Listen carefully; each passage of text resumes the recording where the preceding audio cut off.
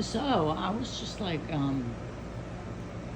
bouncing around on all these platforms because X barely lets me post a video.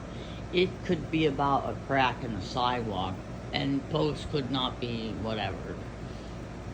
I don't know why, and I don't care, but this could be part of it, and I don't care. Nanny boo boo. Okay.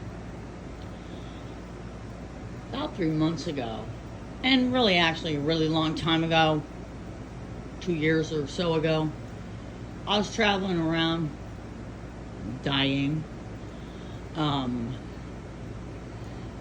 and I went to a store in Connecticut on the highway. They have weird exit things.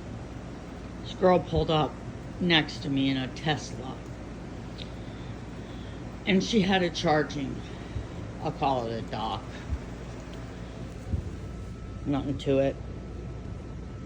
Look at my remote boat. Ain't it cool? Anyway.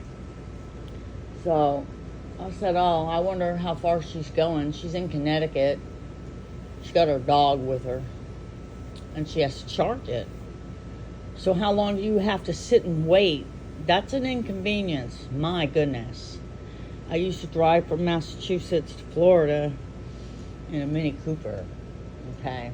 So having said that, I'm a Mini Cooper person, which is basically a BMW product. It was. The first one I ever saw was many, many years ago. And it was on a Toyota sales lot. I walked up to it, and on the emblem on the hood, it said BMW, but it had Mini in the center.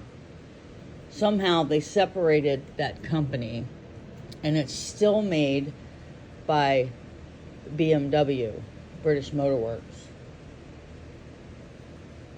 Now, if it wasn't, they wouldn't be trying to sell you so much Union Jack swag for that car. Seriously expensive snap-on roofs, mirror caps, stuff like that. Little Union Jack tire caps. Okay, my cars from many of Peabody, Mass, were made out of steel. Okay, the first one I got was the Blue Cube. I just call it that. And it was always an S. It had everything it could have. But I kind of like the plain Janes because there's less to go wrong with them, hence Tesla. Okay, so too much electrical stuff, too much stuff to go wrong. I was traumatized by a Ford. Oh my gosh. You turned the defroster on and the windshield wipers came on. I said, oh my goodness, what is that? So I had to volunteer. This was many, many ages ago in my life, one of my lives. It was junk. Found on roadside dead. It's true. I gave it back to them. I secured a loan for a different car, and I gave it back to them. Okay. Then I get a recall letter that says wiring harness is bad. Yeah, pretty bad. Because that car won't start. It drains batteries. Anyway, whatever. Fords are not good, in my opinion. Buy American. Not when it comes to cars. No. That's how I feel.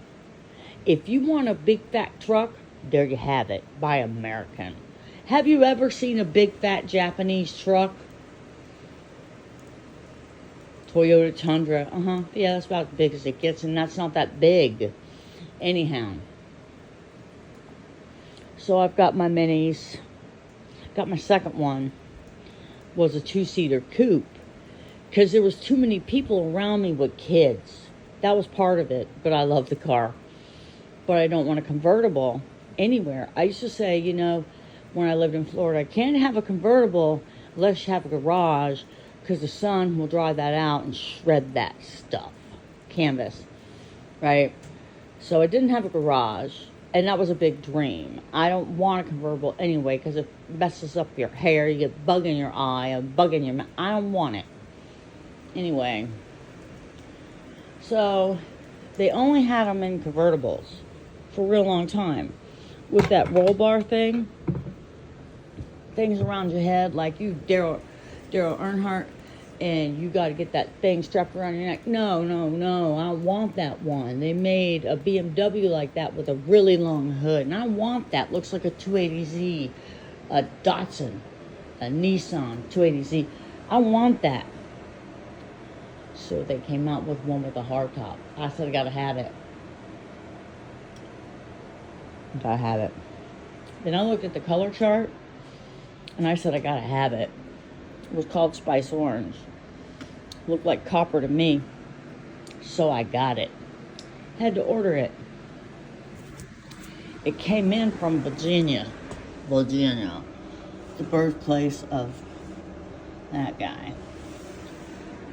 Like it matters. I want to go in there and hide. Anyway, look at Isn't that a beautiful place to be? Anyway, so I got my car, and I loved it. When you open the door, it was like, gosh, oh man, this door is heavy Chevy to the left. This door is heavy. That car is so fucking heavy. It says how much the car weighs somewhere on that car. And it's like 1,002,000 fucking pounds, okay? So, I love that car. But everything's bad on ice. Don't matter how much you weigh, you're sliding. Ain't no use for no four-wheel drive on the ice. Who does that? I had a Jeep once. Anyway. So, here comes Tesla. We've made them affordable. It's an experiment. You're a child in a lab with metal and electricity. I don't care. Okay? Anyway, I saw that girl charging that car. I thought about it. I went in and I got my beverage, my big gulp. I'm just joking. I don't know. I probably had coffee. And I was like, huh. She's still here, eh? She's got a book out. She's here for the day. I'm off like a prom dress, making like a tree and leaving, and she's got to sit there. She probably rich and don't got nothing to do, but anyway, that's that. Now I go traveling down to Florida and back a few times. I did not see not one charging station for a Tesla. Supply and demand, I get it. Gas stations, petrol stations, have to be on board with having those things and have the room. Hence, there's nowhere to charge them. I'll be back.